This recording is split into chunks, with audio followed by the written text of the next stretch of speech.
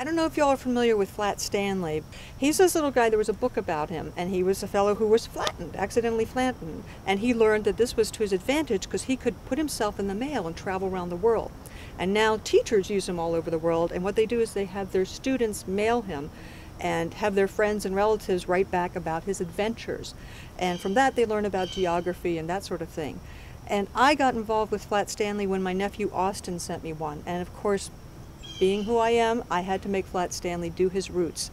And since I live in Williamsburg, Virginia, it was only natural that he would have some colonial roots. And so I'm about to take you on his tour of his roots in Williamsburg, Virginia.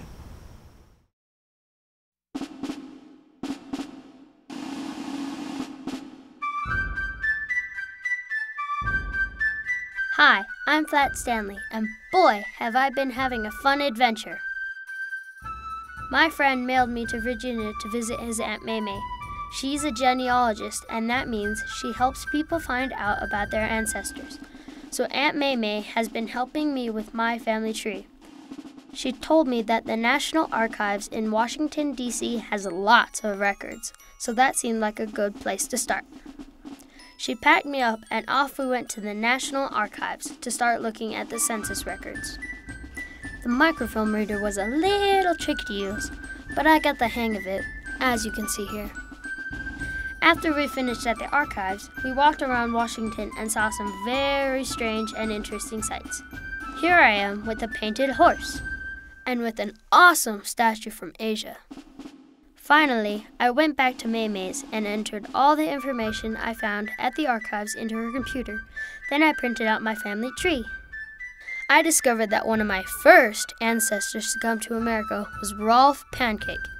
He lived in colonial Williamsburg, so I decided to go visit and walk the streets he had walked.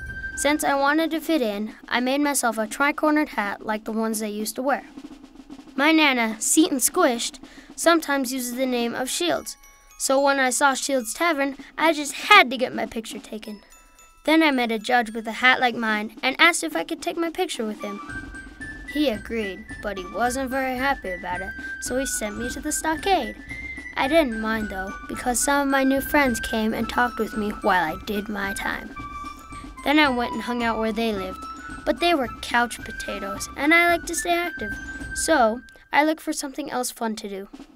At the National Archives, I learned that one of my ancestors went to California during the gold rush in 1849. I asked Maymay if we could go to California, and she thought it would be fun to go to San Francisco, so she agreed. In San Francisco, I did all the things tourists like to do. I rode the cable cars, and went to Chinatown, and then to the Embarcadero, and finally to the old Alcatraz prison.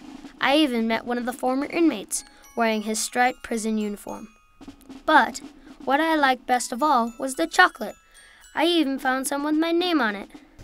When we got back to Virginia, Maymay asked me to stay a little longer, but I told her that I missed my friends in Florida. So she agreed to mail me back. I wonder where I'll go next. Your friend, Austin Flat Stanley.